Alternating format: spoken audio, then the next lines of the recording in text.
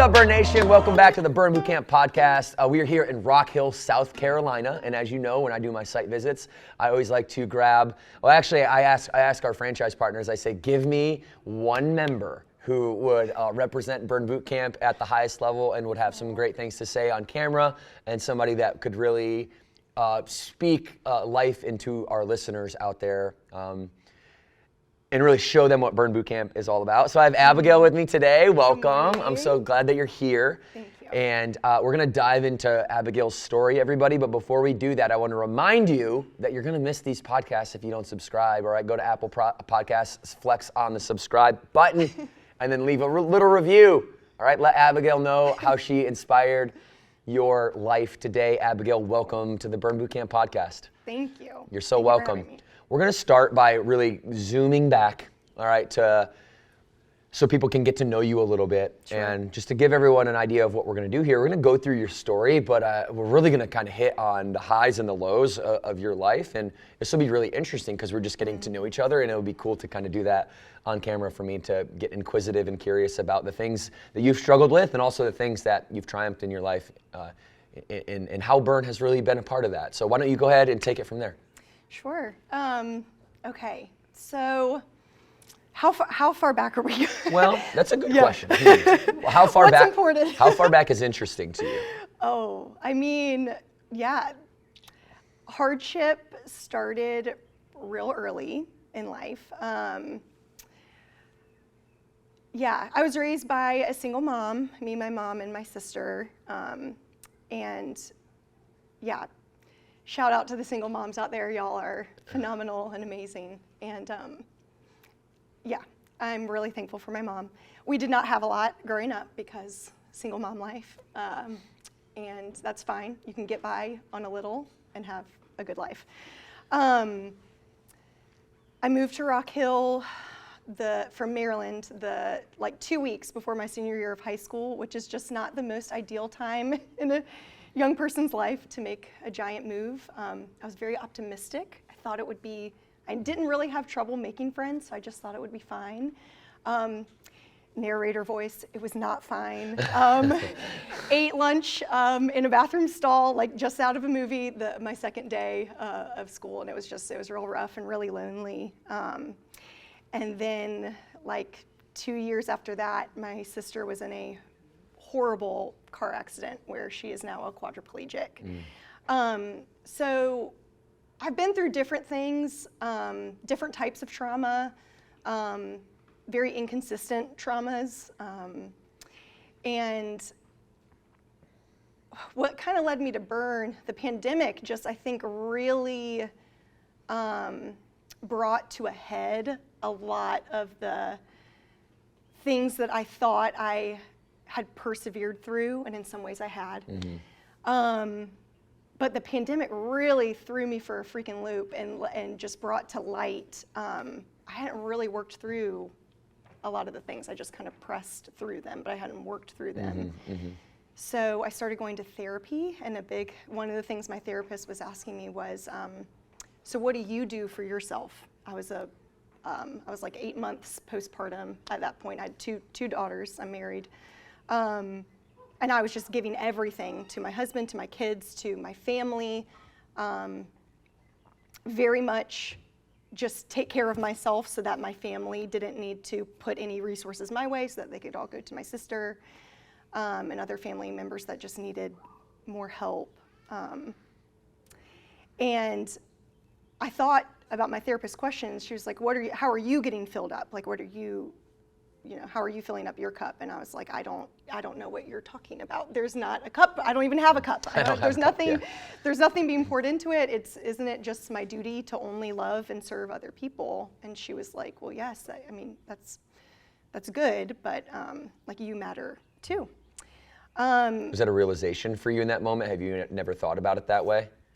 I don't think so. Why do you think that is? Do you think that's connected? Like talk a little bit about your sister's accident and come to some of the things that you were going through in that time. Obviously, that's a tragic, terrible thing that can happen to anybody. And as a sister, you are so close to that it affects you in ways that we don't even know about unless we go through that.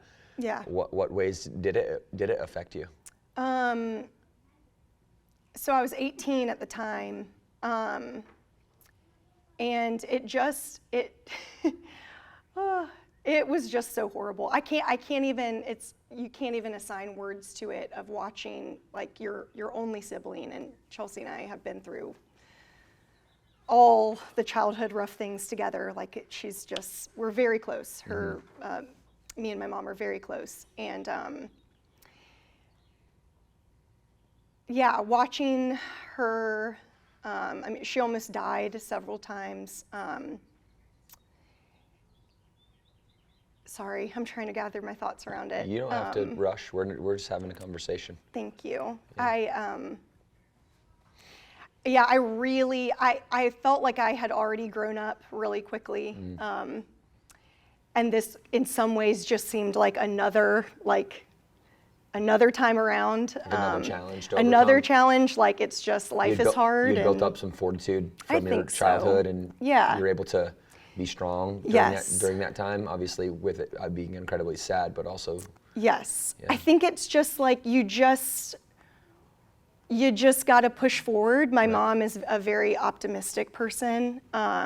She's a very strong person, and she's just a very forward-focused person. And so while there is times that at some point you got to face the music, you got to, process through and not just push. But when you're in survival mode, you do have to push through. There's not time to process or talk about your feelings. You just got to keep going. So at 18, I'm, just finished my freshman year of college. My college experience was up to me. I mean, I had to get scholarships. I had to make good grades. I do not blame my family for this for 1 second. They needed to put all of their resources into my sister, and she also had a 1-year-old son at the time. They needed to put all of that into her, and I fully support that, but I was absolutely back burner. Nobody can think about Abigail. I had to take care of myself, and just, I lost my family for a little bit. Not that they didn't love me or care about me, they just did not have capacity. Her accident was so all-consuming, and my nephew, he was so young, they just needed so much more of our family resources. And I'm at peace with that, but at the same time, it was really, really hard. Yeah, I would imagine that you going through that, having to kind of fight your own battles. It's you, yourself, and the creator at that point. Yes. Rightfully so. Yes. Family's resources are allocated elsewhere. Yes. You think that it seems like that would make you really strong. It seems like it would do one of two things, right? Yeah. It's like that pressure could create a diamond, or it could create a pancake. And it seems like you kind of stepped up and had some conditioning to be able to go through hard things. Sure. And you think you were better, given the situation that happened, was happening, and there's nothing you could do about it. Are you stronger for that? Like, what were the next couple years like after this all happened? Yeah, that's a good question. I mean, I have to give credit to Jesus. I have a relationship with Jesus, and I don't want to make it seem like it's just all my own personal strength that got me through that. It was definitely the Lord, and He did provide. My now husband, he and friends, he provided what I needed, even if it felt like the bare minimum. I did have what I needed to survive that time. And so, yes, I am stronger from it. I think it also really helps me be a more empathetic person. I think I get really excited to encourage other people. My sister had to learn how to chew again. She had to learn how to swallow again. She had a trach and a feeding tube, and she had to learn how to stand up again. She's severely disabled, but she fought so hard to regain any sort of physical ability that she can. And she's an incomplete quadriplegic for any medical listeners out there. So she is a quadriplegic. What does that mean? Incomplete means basically she can move her body, but she cannot move any of it well. Okay. Like nothing is, whereas if you're a paraplegic, usually up here you're fully moving and you're fine and you just have no use of your legs. she's an incomplete quadriplegic, so she can move, she can even stand up, but it's not, nothing is full functioning. Even one of her vocal cords is paralyzed, Right. so even her voice is raspy and it's hard for her to talk. It's a very severe injury, and so she inspires me a lot. And tying this into the gym, I've gotten emotional in here so many times if I like think I can't do something or if I surprise myself. I remember the trainer one day, there was a day that we did the roly Power rolls? Power roll, thank you. Yeah. I was to say roly polies. The roly-poly That's not the name. things? Yeah, for sure. Power rolls, and you lean all the way back and you go up and then you go into a push-up. And I remember watching the trainer do that and I was like, y'all are crazy coming up. Like, where do y'all come up with these moves? And I just thought to myself, I can't do that, but like, sure, I'll try it. And if I didn't do that dang thing the first time I tried it, and I was like, I doubt myself all the time. And it's like fun. I think that's another thing. It's if you've had a lot of challenges in life starting in childhood, it can just be, fun is important. Yeah. It's like a blessing I and feel it's that. a gift Yeah. to have fun. Yeah. And it's not a selfish thing to have fun. I think for a long time I thought it was really selfish and really frivolous and only privileged people got to have fun. I think now after, going through mental health therapy and being here for a while, like fun is a good thing and you can have it at any age. You can have it as a mom. Not every part of your life has to be this like martyrdom of self-sacrifice. I think it's like, it's okay to pour into your own cup. Right. And it's okay to have fun. Yeah. And I think Burn is fun. I think like truly, I mean, the music is fun, the trainers are fun, the women are so fun, and it's just really life-giving. When you say fun, do you mean like just because? So I'm getting you clearly. Yeah. Do you mean like playful, like playfulness, like approaching life, like not taking everything so serious, or everything has to have a lesson to it, or is that what you mean? Like Sure. Yeah. That's part of it. I think it's also fun. I mean, someone talked earlier this morning about endorphins, and I think like endorphins feel fun. Yeah. For sure. That alters, the brain chemistry. But yeah, I think having friends, making sincere, authentic relationships in here. I think feeling your body, like doing things that you didn't think you could do. For me, that's fun. I dance and cut up a lot in our classes. I can be a little bit of a liability to distract because if a good song comes on, I'm gonna, dance to it. But that's fun. Yeah. That's so fun. And yes, we're in here to have a really good exercise and work out. And yes, we have fitness goals and things like that. But I think, just being in a judgment-free zone with other really awesome women and men. That's fun but too. But mostly women. Yeah. Is just really fun. Yeah. Yeah. Yeah. That's great. Yeah. And just getting to know you for the last couple hours, your playful attitude really comes forward, and I think that's part of probably the reason why they wanted me to talk to you. You have an amazing story, and obviously you've been through some like really outlier type challenges in your life that, and oftentimes what happens around us also happens to us in our environment, and I don't think a lot of people give themselves enough grace, that the thing, like, it doesn't have to be something that happened to you, in order to get help from other people. Yeah. You can be a part of a gym that pours back into you because you've been through stuff and you've had to pivot your life because of that, right? And you're happy to because it's your family, but it's like there's a level, I know, there's a level of losing yourself that comes with that through that whole process. I mean, you could agree or disagree, but I'm just making an assumption. My question will be kind of centered around that. Like, who have you become because of this? Like, who have you become? You've had to deal with it. It's okay to be selfish and focus on your own mental health, right? And so, like, as you go through these therapy sessions and you start to put all these pieces together, like, what does it all mean? And like, what's the grand scheme of things? And who's the person that you've become? What characteristic traits do you think? So fun's one of them. Is there? That's a great one. Yeah. I love that because it's like a counterintuitive one. Yeah. Right. It's like. Yes. So much of it can feel counterintuitive. It feels at least for me, it felt counterintuitive of investing, money and time to come here and do something just for me, it felt selfish, and the same with, you know, therapy.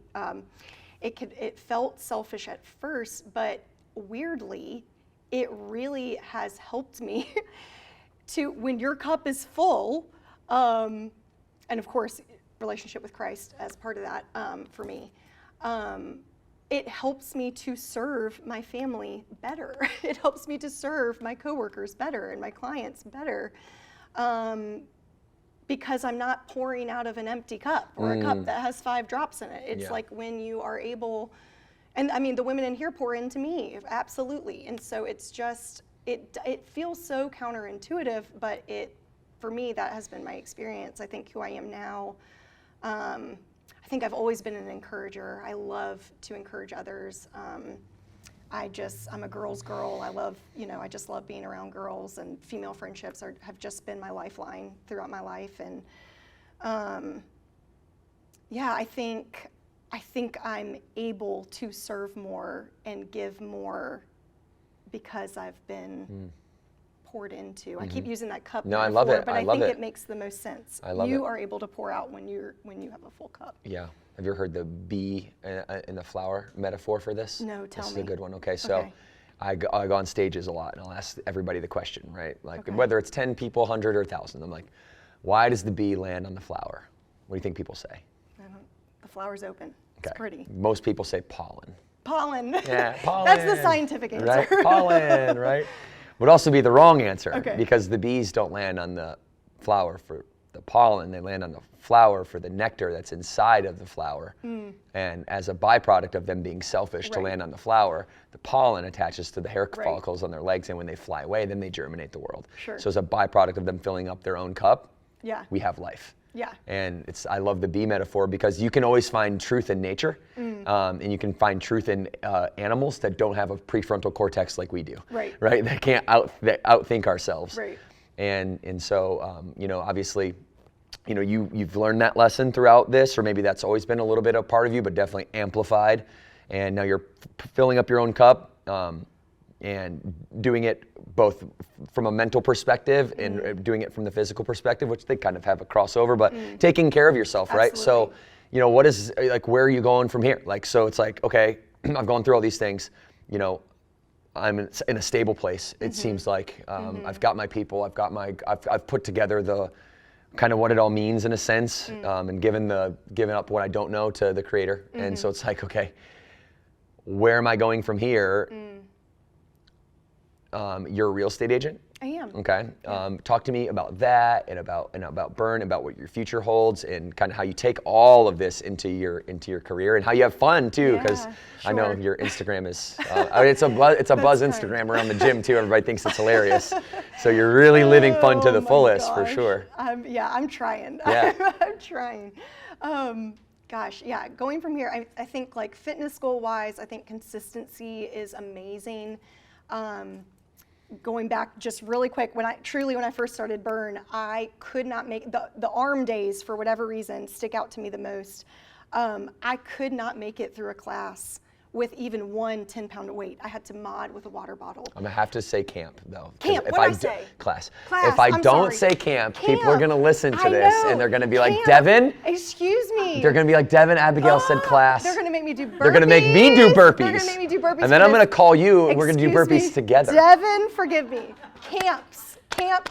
I couldn't make it through my first camp. I was gonna let you slip, Yes, but Isaiah no. goes, I know. Cut it and then go back. You guys can't. No, we won't have to cut. This is great. This is awesome. I love it. My first camp, I truly had to modify with a water bottle, and I was so embarrassed. My first camp ever, I peed myself doing jumping jacks. Yes, I did. So it's really a judgment-free zone. I judged myself, but nobody else judged me, because I was postpartum and I didn't know I was going to pee myself doing jumping jacks, and you do. So lucky for you, you're a man. You'll never know.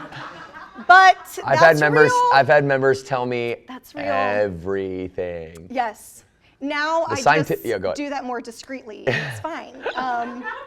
But really, I do push-ups. I can get through like 15-pound weights now for arms, which is really exciting for me. And so I just continuing to come. I'm on coming up on 3 years now. Awesome. I love Burn. I could gush about Burn. I do gush about Burn to anyone that will give me the time of day to hear me.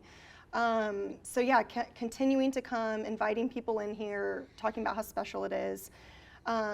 Amy, the owner here, is absolutely incredible and an inspiring person, and she is supportive of me as a person and as a business owner, and I've been able to partner with her, and the BAs here are just, y'all are exceptional people.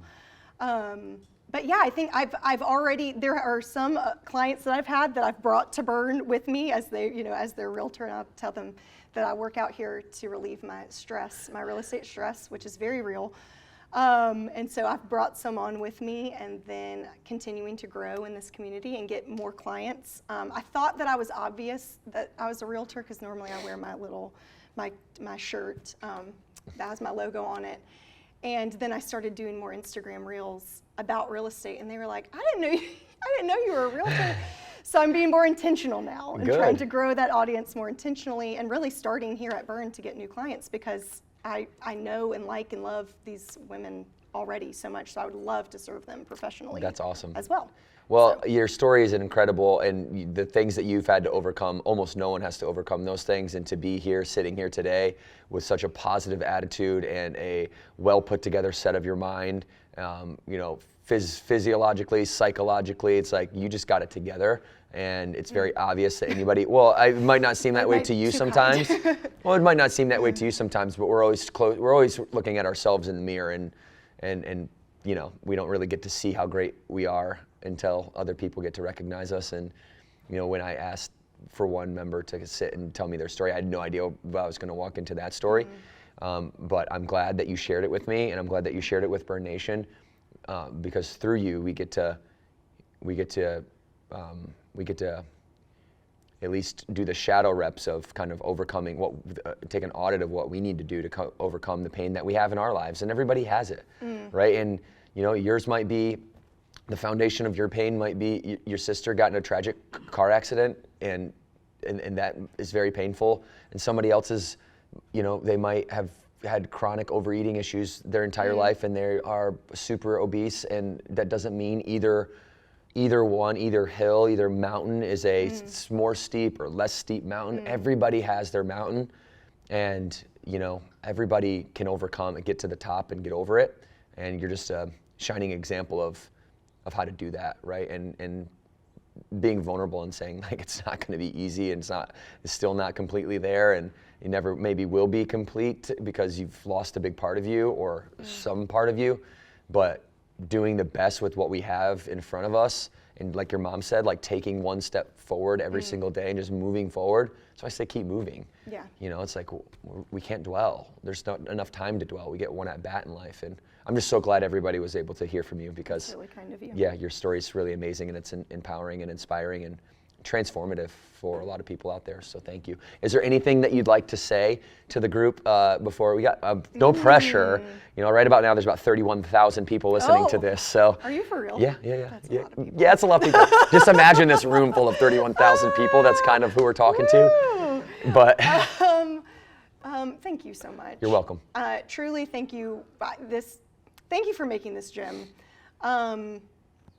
It is such a blessing. It is so sweet. I haven't gotten to visit other locations yet. I would love to, but this Rock Hill community is so sweet. It's diverse.